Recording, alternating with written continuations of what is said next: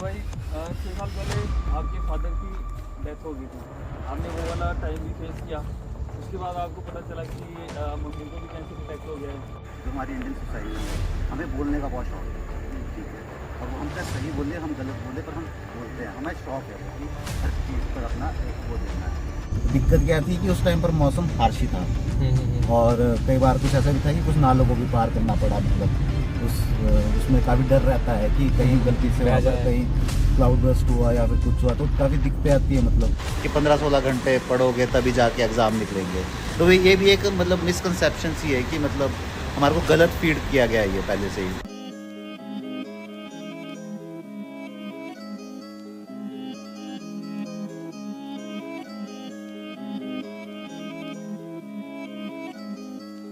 हम हैं आपके होस्ट धीरज और हिमांशु, और हर एपिसोड में हम मिलकर उन सफ़रों के बारे में सुनेंगे जो मेहनत, जज्बा और हिम्मत से भरा होगा।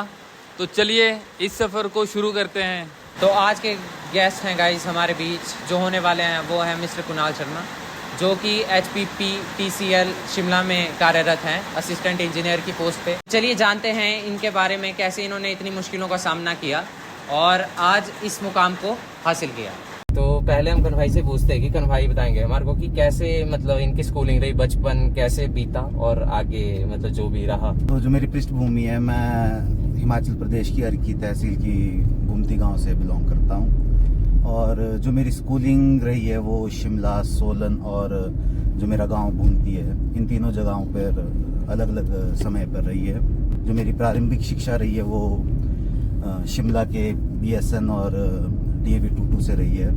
उसके बाद मैं कुछ समय मैंने अपने गांव में स्कूल में बिताया है और उसके बाद मैं बॉय स्कूल सोलन से मेरी आगे की कुछ साल की पढ़ाई रही है। जो मेरा कॉलेज है वो Indo global college of engineering Chandigarh से हुआ है। वहाँ पर मैंने सिविल इंजीनियरिंग की पढ़ाई की है, सिविल इंजीनियरिंग मैंने BTech की है और पास आउट मैं 2017 का पास आउट हूँ वहाँ से। और उसके बाद मैं प्रेपरेशन में रहा हूँ, मतलब 2018 से। ठीक है, तो अगले क्वेश्चन की ओर गाइस जंप करते हैं। ये बताओ कन भाई, ये नेक्स्ट क्वेश्चन ये है कि गवर्नमेंट जॉब लेने का आपको किसी ने इंस्पायर किया या फिर आपने कहीं से देख के मतलब ऐसे वैसे? गवर्नमेंट जॉब की इंस्पिरेशन तो नहीं थी, मतलब ऐसे कोई ऐसा, पर गवर्नमेंट जॉब का ऐसा था कि जब मैं कॉलेज से पास आउट हुआ 2017 में, उसके बाद मैं कम से कम 6-7 महीने मैं पहले जॉब के लिए स्ट्रगल करता रहा प्राइवेट सेक्टर में, और फिर जो जॉब मिली वहाँ पर थोड़े से मेरे एक्सपीरियंस ऐसे थे कि लास्टली मेरे को लगा कि अगर मेरे को कैरियर में स्टेबल और सेटल होना है और जो रिक्वायरमेंट मेरी अपनी लाइफ से है तो वो यहाँ पर मेरी फुलफिल नहीं हो रही है। तो इस वजह से मैंने एट लास्ट जब मेरे पास कोई ऑप्शन नहीं बचा तो फिर मैंने गवर्नमेंट की तैयारी का एक निर्णय लिया। और उसमें भी ये था कि मेरी जो स्टार्टिंग मोटिवेशन ये थी कि अगर, क्योंकि खुद पर इतना भरोसा था नहीं, क्योंकि बचपन से एक एवरेज से स्टूडेंट रहे हैं, तो स्टार्टिंग में मैं यही सोचता था कि अगर मैं एग्ज़ाम नहीं भी निकाल पाया तो कम से कम मुझे ऐसा है कि थ्योरेटिकल नॉलेज तो हो ही जाएगी इसमें एग्ज़ाम की तैयारी में। तो इस मोटिवेशन से मैं मतलब एग्ज़ाम की तैयारी के लिए बैठा था। मतलब एज सच कोई पर्टिकुलर कोई मोटिवेशन जैसी नॉर्मली लोगों की होती है वैसी कोई मोटिवेशन नहीं थी मेरे साथ। और मतलब ये ऐसा काइंड ऑफ ये बोल सकते हो आप कि मोटिवेशन से ज़्यादा ये चीज़ मेरी ज़रूरत थी, जो गवर्नमेंट जॉब को हासिल करना एक मेरी ज़रूरत थी। तनु भाई, आप हमारे व्यूअर्स को बताओ कि आपने AU में मॉर्गेज एनालाइजर की जॉब की, उस एक्सपीरियंस के बारे में बताओ। और उस टाइम भी आपकी एग्ज़ाम की प्रिपरेशन चल रही थी? मैंने AU small finance bank join किया था नवंबर 2021 में एज टेक्निकल मॉर्गेज एडवाइज़र, और जॉब एक्सपीरियंस काफ़ी अच्छा था वहाँ पर। काफ़ी कुछ चीज़ें सीखने को मिली जो मेरे को मतलब आगे फर्दर जो मेरी गवर्नमेंट जॉब है उसमें काफ़ी हेल्प करती है। काफ़ी एक्सपीरियंस मिला, कई नई नई जगहें घूमने को मिली, क्योंकि जो मेरी जॉब थी वो फील्ड बेस्ड थी। मुझे कुछ लोगों के घर जाना पड़ता था। उसमें क्या है कि जो पब्लिक इंटरेक्शन है वो काफ़ी ज़्यादा थी और लोगों से मिलना, उनके साथ उनके एक्सपीरियंस शेयर करना, तो उन सब चीज़ों का एक्सपीरियंस मिला और काफ़ी अच्छा एक अनुभव रहा है वहाँ पर। और इस दौरान मेरी जो तैयारी है, जो स्टार्टिंग का फेज़ था मेरा, नवंबर 2021 का, और वहाँ से लेके जो फरवरी 2022 है, वहाँ तक मेरी तैयारी प्रेपरेशन साइड बाय साइड चल रही थी और काफ़ी अच्छे उसमें मैं मैनेज कर रहा था वर्क लाइफ बैलेंस को भी। और जहाँ तक बात है वर्क लाइफ बैलेंस की, तो वर्क लाइफ बैलेंस मेरा नवंबर 2021 से लेके फरवरी 2022 तक काफ़ी अच्छा था और मैं काफ़ी अच्छे से मेंटेन कर रहा था स्टडीज़ को जॉब के साथ। पर फरवरी 2022 में मेरी मदर को कैंसर डिटेक्ट हो गया, तो उसके बाद थोड़ा सा मुश्किल हो गया मुझे कि अपनी स्टडीज़ को कंटिन्यू करना उसी रिदम में जिस रिदम में मैं पहले कर रहा था। तो उसके बाद थोड़ी सी स्टैग्नेशन रही, थोड़ा सा जो मेरा टाइम था वो कहीं और डाइवर्ट हो गया, उनकी जो बीमारी थी उसमें डाइवर्ट हो गया। तो उसके बाद थोड़ा सा मुश्किल रहा है, बाकी पहले मैंने काफ़ी अच्छे से मेंटेन किया था वर्क लाइफ बैलेंस। कन्हई 6 साल पहले आपके फादर की डेथ हो गई थी, आपने वो वाला टाइम भी फेस किया। उसके बाद आपको पता चला कि मम्मी को भी कैंसर डिटेक्ट हो गया है। उसके बाद आपने ये उस टाइम भी आप प्रेपरेशन, आपने पेपर की प्रेपरेशन चली हुई थी, उस टाइम को आपने कैसे फेस किया और कैसे हैंडल किया? मेरे फादर की डेथ, जैसे तूने बोला ना कि 2016 में मेरे फादर की डेथ हो गई थी, तो उस टाइम पर मैं हार्डली 20 से 21 साल का था, तो काफ़ी छोटा था। तो अब होता है कि मैं काफ़ी छोटा था, मेरे लिए फ़र्स्ट एक्सपीरियंस थी ये चीज़, तो कोप अप करने में काफ़ी टाइम लगा मेरे को इस चीज़ से निकलने में। और being the man of the family, अब मैं एकदम से मैन ऑफ द फैमिली बन गया था, तो चीज़ें थोड़ी सी हार्श हो जाती है आपके लिए कि आपको अब खुद जिम्मेदारियां लेनी पड़ती है, और जिम्मेदारियां लेनी नहीं, जिम्मेदारियां आपके ऊपर आ जाती है। और जब आपके ऊपर जिम्मेदारी आती है तो आप चाहे रो के करें, चाहे गिर के करें, चाहे पढ़ के करें, पर आप उससे कोप अप कर ही लेते हैं कैसे ना कैसे। ये वाली चीज़ मतलब ये वाली सारी चीज़ें फेस करनी एक मतलब किसी के लिए भी चैलेंजिंग बात है कि मतलब हर सारे एकदम से इस चीज़ से नहीं निकल पाते और कोई कोई नहीं लड़ पाते और मतलब गिव अप कर देते हैं। तो आपने इस चीज़ को भी कैसे हैंडल किया और आपने क्या मोटिवेशन से, किस तरीके से आपने अपनी लाइफ आगे कंटिन्यू करी? चलो रही बात गिव अप की, तो गिव अप का मेरे पास ना कोई ऑप्शन ही नहीं था कि मैं गिव अप कर सकूं। कोई भी इंसान है, इंसान के पास अगर दो ऑप्शन रहेंगे ना, एक इजी वाला है और एक हार्ड वाला है, ठीक है, तो बंदा इजी वाला चुन लेता है, मतलब ठीक है, अपनी लाइफ को आगे बढ़ाने के लिए। पर मेरे पास जो इजी वाला ऑप्शन था वो मेरे पास रहा ही नहीं था। जैसे मैंने स्टार्टिंग ऑफ द पॉडकास्ट में बताया था कि एक्चुअली क्या था कि जब मैं तैयारी फेज़ में आया तो मैं कैसे आया कि मेरे पास जो प्राइवेट का ऑप्शन था वो मैं पहले बंद करके आ गया हुआ था, क्योंकि मैंने वहाँ देख लिया था कि मेरे लिए इतने ज़्यादा ऑप्शन नहीं है वहाँ पर। तो इसीलिए, क्योंकि मेरे पास ऑप्शन ये एक बचता था जो गवर्नमेंट एग्ज़ाम का था, और उसके अलावा मेरे पास कोई चीज़ ऐसी रहती नहीं थी कि मैं चुक कर सकता था। तो इसीलिए मतलब वही थी एक मोटिवेशन कि जब आपके पास कुछ है ही नहीं करने को, तो जो चीज़ है आप उसको ही ढंग से पकड़ लो। कन्हई जैसे हम सभी एक फेस करते हैं चीज़ कि हमारी सोसाइटी होती है, बहुत सारे पॉजिटिव लोग भी मिलेंगे, बहुत सारे नेगेटिव भी मिलेंगे, उन सभी से आपने कैसे डील किया? सोसाइटी की बात ऐसी है कि एक्चुअली क्या होता है ना कि हमारी सोसाइटी में ना हर भ्रांति के लोग हैं, मतलब हर प्रकार के लोग हैं। एक अमर्त्य सेन करके एक राइटर है, उनकी बुक है द आर्गुमेंटेटिव इंडियन। जो हमारी इंडियन सोसाइटी है, हमें बोलने का बहुत शौक है, ठीक है, और वो हम चाहे सही बोले, हम गलत बोले, पर हम बोलते हैं, हमें शौक है वो कि हर चीज़ पर अपना एक वो देना है। तो सोसाइटी से डील का ऐसा है कि आपको लोग आएंगे, लोग आपको काफ़ी बातें बोलेंगे, कुछ बातें अच्छी होंगी, कुछ बुरी होंगी। ये आपके ऊपर डिपेंड करता है कि आपने कौन सी बात लेनी है और कौन सी नहीं लेनी है। एक बचपन में हम कहावत सुनते थे कि एक कान से सुनो और दूसरे कान से निकालो, पर हमारे कान कभी भी बंद नहीं होने चाहिए। एक जब हम एक कान से सुनते हैं तो हमारे बीच में जो दिमाग है, यहाँ पर एक फ़िल्टर ज़रूर होना चाहिए कि ये बात मैंने अपने आप में रखनी है कि नहीं, और जो बात अपने दिमाग में नहीं रखने की है, जो हमें नीचे खींचेगी और जो हमारे को एक नेगेटिव इम्पैक्ट करेगी, उस बात को हमारे को दूसरे कान से निकाल देना चाहिए। तो सोसाइटी के लिए तो यही है कि आपको अगर 100 बंदे कुछ बात बोल रहे हैं, उनमें से कोई एक आधा ही होगा जिसकी बात आपको अपने अंदर फ़िल्टर करके लेनी है, बाकी बातें आप छोड़ सकते हैं, जाने दे सकते हैं। यही सोसाइटी के लिए वो था। तो कन्हई अब बात करते हैं हम प्रेपरेशन की। क्या आपने प्रेपरेशन करी, आपने कोचिंग ज्वाइन करी थी या आपने सेल्फ स्टडी पे ही आपने भरोसा किया? कोचिंग मैंने क्या है कि ना, जो स्टार्टिंग फेज़ था मेरा, तो कोचिंग मैंने ज्वाइन करना इसलिए ठीक नहीं समझा क्योंकि मुझे इतनी नॉलेज थी नहीं, अपने बेसिक्स मेरे क्लियर नहीं थे सब्जेक्ट्स के। तो मैं पहले घर पे बैठ के सेल्फ स्टडी की, अपने बेसिक क्लियर किए। फिर विद टाइम जब मेरे को लगा कि मेरे थोड़े बेसिक क्लियर है, तो मैंने कोचिंग ज्वाइन की, जिसका मेरे को बेनिफिट एक ये हुआ कि जब कोचिंग में पढ़ाते थे तो वो मुझे कहीं ना कहीं वो चीज़ें समझ ईजीली लग गया आने। और मैंने हार्डली 4 से 5 महीने कोचिंग ली है। उसके बाद का जो मेरा पूरा फेज़ रहा है तैयारी का 2019 से लेके 2021 तक, वो सारा फेज़ मेरा सेल्फ स्टडी पे ही रहा है। क्योंकि कोचिंग में आपको किस तरह से तैयारी करनी है वो चीज़ें सिखाते हैं, क्या आपने पढ़ना है, क्या सिलेबस है, ठीक है। या तो आपके पास अगर कोई मेंटोर है जिसने पर्टिकुलर इस फील्ड से ही काम किया है पहले और वो गवर्नमेंट एग्ज़ाम में लगा भी है, ठीक है, तो वो आपको अच्छे से गाइड कर सकता है, तो आपको कोचिंग की इतनी ज़रूरत नहीं होगी। बट अगर आपके पास कोई मेंटोर नहीं है तो कोचिंग एक बेस्ट वे है कि आपको वो अच्छे से गाइड कर देते हैं इन सब चीज़ों के लिए। तो कन्हैया भाई, आपके जैसे आपने कोचिंग करी, सेल्फ स्टडी करी, तो इनमें आपको मतलब सिचुएशन रही होगी कि कुछ सब्जेक्ट आपको इजी लगे होंगे, कुछ टफ, उनके बारे में बताओ आप कि आपको कौन कौन से सब्जेक्ट ऐसे थे कि जो आपको थोड़े टफ लगते थे उनमें। वैसे धीरू, सच्ची बात बताऊं तो मेरे को जो स्टार्टिंग फेज़ था मेरा ना, तो मैं जब कॉलेज से निकला था तो मैं बहुत बेसिक चीज़ें जानता था, क्योंकि कॉलेज में वही होता था कि हम एक हफ़्ता पढ़ते थे, एग्ज़ाम से एक हफ़्ता पहले पढ़ते थे, एग्ज़ाम पास करते थे और वो हो जाता था। तो जब मैं 2017 के बाद पास आउट हुआ तो बहुत कम चीज़ें थी जो मेरे दिमाग में थी इंजीनियरिंग से रिलेटेड। पर जब मैं तैयारी करने लगा तो स्टार्टिंग के में मेरे को एक आधे सब्जेक्ट को छोड़ के, जैसे एक सर्वे इंजीनियरिंग हमारा सब्जेक्ट होता था, सिर्फ वो ईजी लगता था क्योंकि कॉलेज मैंने अच्छे से पढ़ा था, बाकी सब्जेक्ट मैंने पढ़े नहीं थे, तो सारे ही मेरे लिए टफ थे। बट विद टाइम मैंने ऐसा ऑब्जर्व किया कि जब आप कोई चीज़ पढ़ते हो और डीप आपको उसकी नॉलेज होती है तो कोई भी सब्जेक्ट आपके लिए टफ़ नहीं हो जाता है। टफ़ सिर्फ वही सब्जेक्ट होता है कि जो आपने ढंग से कभी पढ़ा नहीं हो, जिसके आपके बेसिक क्लियर ना हो।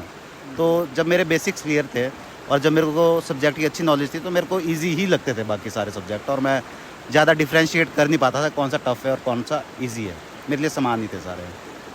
कन्हैया भाई, प्रिपरेशन टाइम में काफ़ी सारी डिस्ट्रैक्शन रही होंगी आपकी लाइफ में कि कुछ बहुत सारी डिस्ट्रैक्शन होती है, तो उन चीज़ से आपने कैसे डील करा और आप कैसे अपने गोल की तरफ आप फोकस रहे। डिस्ट्रैक्शन की बात तो ऐसी ना धीरू की, डिस्ट्रैक्शंस तो रहती है, हमेशा ही रहती है।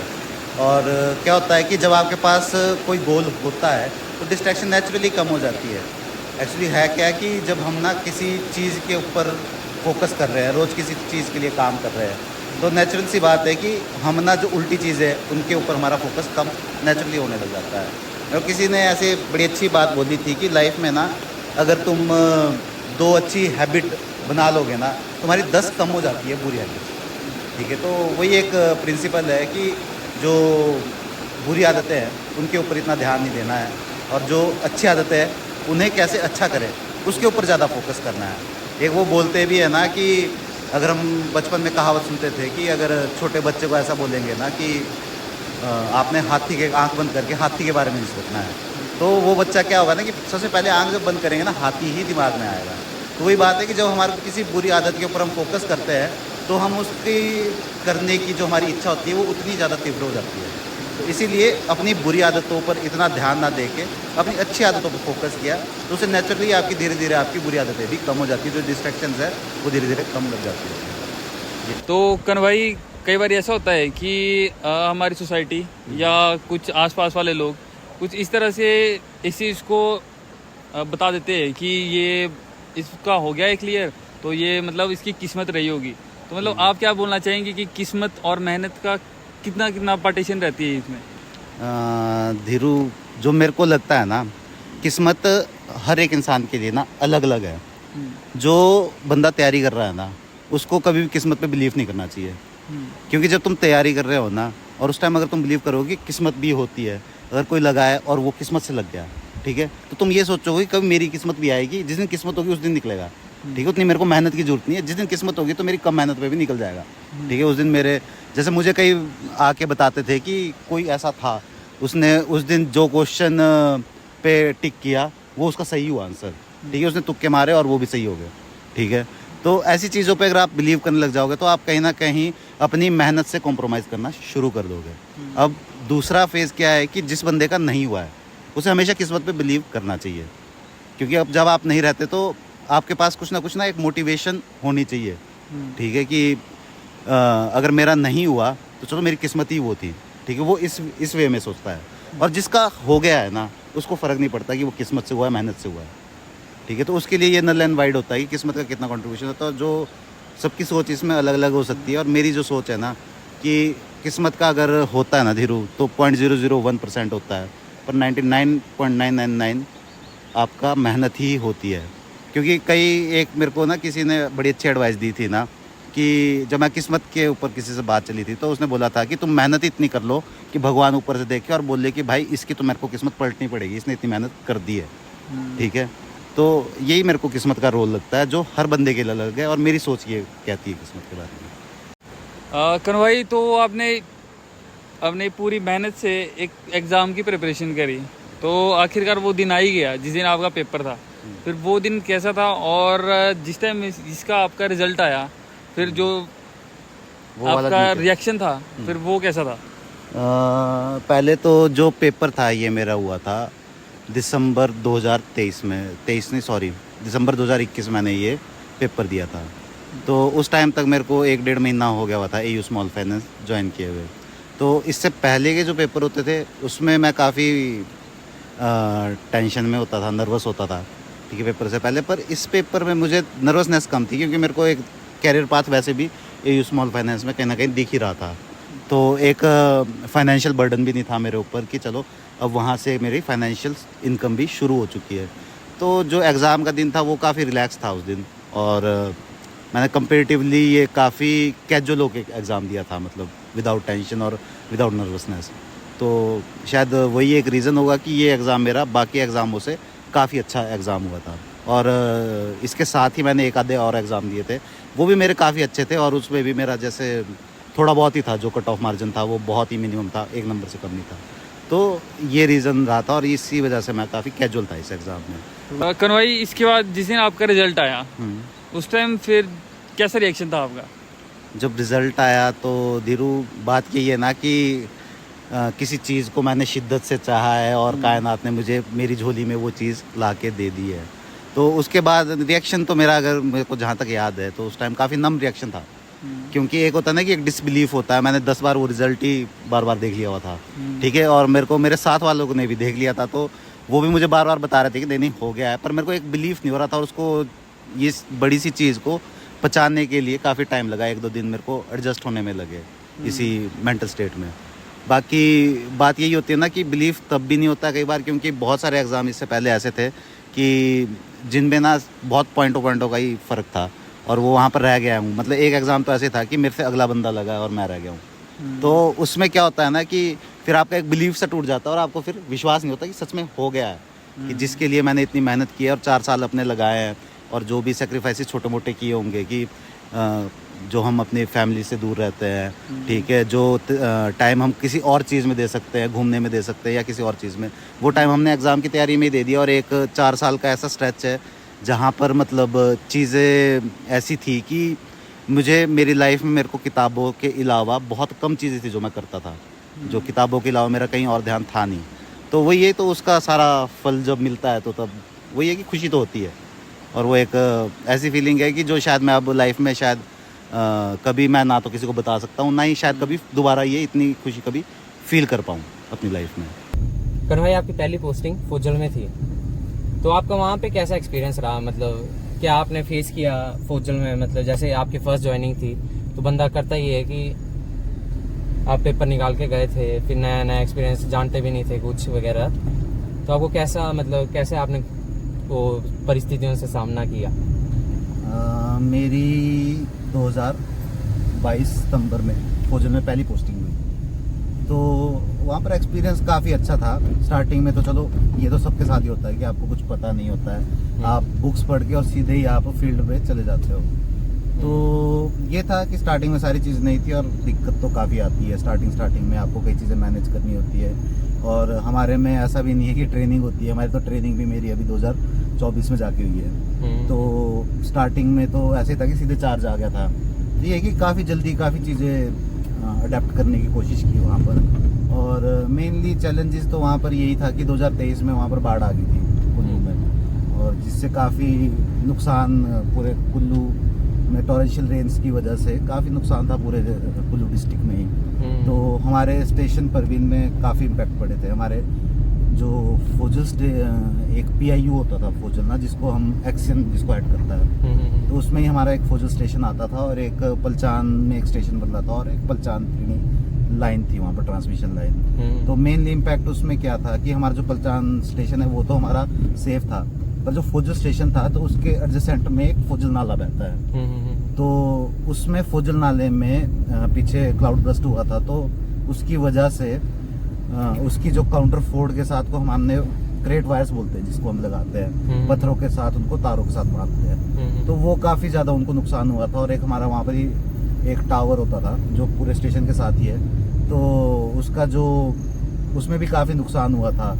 तो उसके बाद उसके रिस्टोरेशंस के वर्क थे काफ़ी ज़्यादा, जो चैलेंजेस थे हमारे को, क्योंकि वो पहली बार मैंने भी चीज़ देखी थी कोई ये, तो वो काफ़ी मुश्किल था। और दूसरा एक मेरे को आज भी इंसिडेंट याद है कि जब वहाँ पर क्लाउड बर्स्ट हुए थे, उसके बाद हमारे को एक टास्क दिया गया था कि हमारी जो पलचान प्रेणी लाइन बन रही है तो उसका पूरे का सर्वे होना था।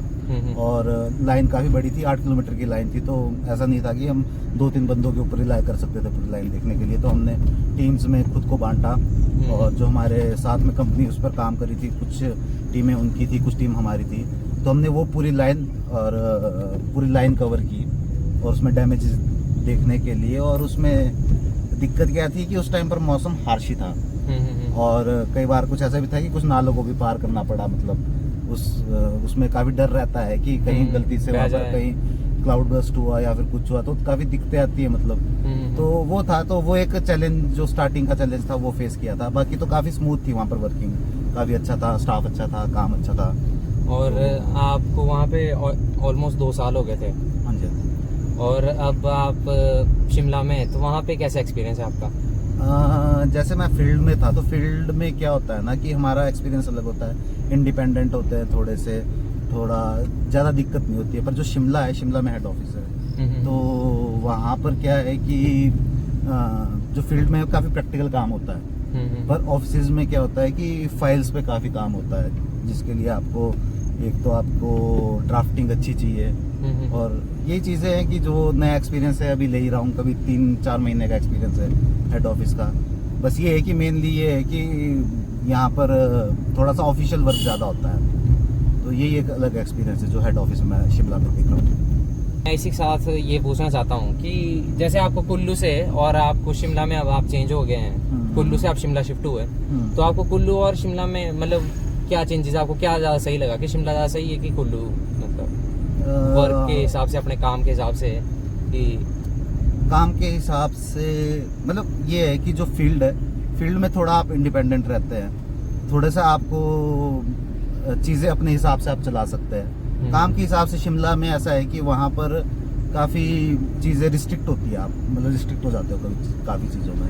पर ये है कि शिमला थोड़ा सा ऐसा है कि मेरा नोन सा प्लेस है, काफ़ी लोग जानने वाले हैं, तो ऐसा है कि काम करने में मज़ा आता है वहाँ पर। कुल्लू में बाकी ऐसा था कि कुल्लू में ऐसा होता था कि वहाँ से एक तो मेरा घर का डिस्टेंस काफ़ी ज़्यादा था, चलो हमें जाना जॉब के लिए तो हमें कहीं भी जाना चाहिए ना, बट ये है कि जैसे बरसात वगैरह होती है तो वहाँ पर काफ़ी दिक्कत हो जाती है, तो उससे क्या होता था कि कम से कम 3 से 4 महीने के लिए हम रिस्ट्रिक्ट हो जाते हैं कि हम घर नहीं आ सकते हैं, है ना, काफ़ी चीज़ों के लिए रिस्ट्रिक्ट हो जाते हैं। और वही चीज़ जो है वो शिमला में नहीं होती है, मतलब शिमला में ऐसा है कि शिमला में थोड़ा मौसम के हिसाब से ज़्यादा अच्छा है। तो कन्वई, मेरा अगला क्वेश्चन है आपसे कि जैसे बहुत सारे लोग हैं, बहुत सारे स्टूडेंट हैं जो अभी भी स्ट्रगल कर रहे हैं बिना कोचिंग के, बिना सपोर्ट के, तो उनके लिए आप क्या कहना चाहेंगे?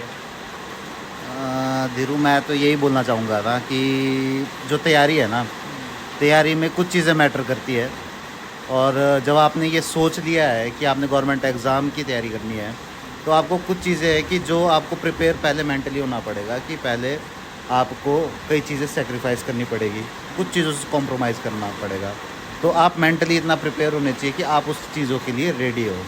और मेनली क्या जो मैंने ऐसा देखा है कि अपनी जर्नी में ना, कि जो लोग गलतियां करते हैं ना, वो है कि सबसे पहली गलती तो कंसिस्टेंसी की है, कि लोग कई बार कंसिस्टेंट नहीं रहते हैं, ठीक है, वो तैयारी कर रहे हैं, मेहनत कर रहे हैं, सब कुछ कर रहे हैं, बट कंसिस्टेंट नहीं रह रहे हैं।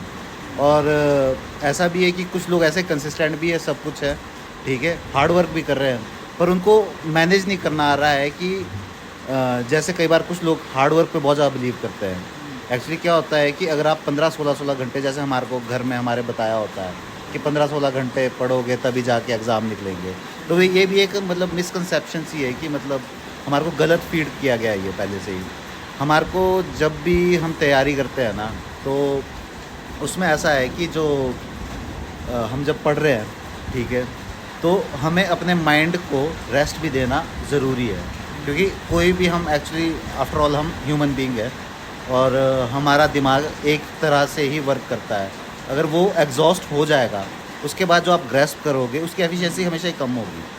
ठीक है कि आप 3-4 घंटे लगातार बैठे हुए हो एक ही जगह पे पढ़े जा रहे हो, तो उससे कई बार ऐसा होता है कि आप जो आगे पढ़ रहे हो वो इतना आपके दिमाग में जा नहीं रहा है। ठीक है, और वो आपका वेस्ट हो रहा है एग्जाम से जो टाइम है। तो हमेशा एक मैनेज करना आना चाहिए कि आपको बीच में रेस्ट लेने चाहिए। ठीक है, कई टेक्निक्स होती है, एक जैपनीज़ टेक्निक है, नाम तो मेरे को भी ध्यान नहीं है उसका, तो उसमें बोलते हैं कि 25 मिनट रूल होता है कि 25 मिनट तक हमारा दिमाग हमेशा अटेंटिव रहता है। फिर हम 5 मिनट ब्रेक लेते हैं, फिर 25 मिनट पढ़ते हैं, फिर 5 मिनट ब्रेक और फिर 25 मिनट, और उसके बाद आधा घंटा ब्रेक लेते हैं। इससे क्या होता है कि जो हमारे अटेंटिवनेस है, जैसे हम 25 मिनट पढ़े उसके बाद क्या है, जो 5 मिनट है वो हमारे दिमाग को रिलैक्स करता है। तो उसके बाद क्या होता है कि हमारे को जो हम अगला पढ़ेंगे उसमें हमारी दोबारा अटेंटिवनेस जो एफिशिएंसी हमारी पूरी रहेगी। तो ऐसी ही कुछ छोटी छोटी चीज़ें हमेशा उन पर ध्यान रखना चाहिए कि आपको जैसे बोलते हैं ना एक बेसिक सा इसका कि हमारे को अगर एग्ज़ाम निकालना है तो क्या करना है। ठीक है, एक हार्ड वर्क करना है, कंसिस्टेंसी रखनी है, डिसिप्लिन में रहना है। ठीक है, और ये बेसिक चीज़ें हैं। ठीक है, और इन्हीं पर ही ध्यान देना है और कैसी ये चीज़ें करनी है। ठीक है, वो बंदे को खुद अपने हिसाब से मैनेज करना चाहिए ये चीज़ें कि वो कैसे कर सकता है। तो यही एडवाइस है कि हार्ड वर्क करो, कंसिस्टेंट रहो और हमेशा डिसिप्लिन बना के रखो अपने शेड्यूल्स वगैरह में। बस यही एक वो है। तो कन्हु भाई बहुत बहुत धन्यवाद आपका। आपने हमारे लिसनर के साथ अपनी जर्नी बहुत ईमानदारी से आपने शेयर करी है। थैंक यू धीरू, मेरे को इस पॉडकास्ट में बुलाने के लिए और मेरे को मेरे विचार प्रकट करने के लिए मैं आपका बहुत बहुत धन्यवाद दूँ। तो दोस्तों ये था टॉपर सीट का पहला एपिसोड। तो हमारे साथ बने रहिए, सीखते रहिए और ग्रो करते रहिए। तो दोस्तों अगर आपको लगता है कि आप अकेले हो, रिसोर्सेज की कमी है या मन में बहुत सारे सवाल होंगे, तो मैं आपसे एक ही चीज़ कहना चाहूँगा कि टॉपर्स एक बीज है और इस बीज को एक चीज़ की ज़रूरत है, वो चीज़ है भरोसा। सेल्फ बिलीव में आप हमेशा ही बिलीव रखिए। और लास्ट में मैं आपको एक चीज़ बोलना चाहूँगा कि तूफ़ानों से डर के नौका पार नहीं होती और मेहनत करने वालों की कभी हार नहीं होती। और गाइस ऐसे ही मोटिवेशनल कंटेंट अगर आपको देखना पसंद है और आप देखना चाहते हैं आगे भी, तो लाइक शेयर सब्सक्राइब करें इस चैनल को। इस चैनल का नाम है गाइस टॉपर सीट। आप पहाड़ी फ्यूल को भी देख सकते हैं, उस पर हमारा ब्लॉग चैनल है, तो उसमें भी हम दिखते रहेंगे। पर अगर आपने ऐसे मोटिवेशनल कंटेंट देखना चाहते हैं तो आप इस चैनल को सब्सक्राइब करें, लाइक भी करें और शेयर भी करें इस वीडियो को।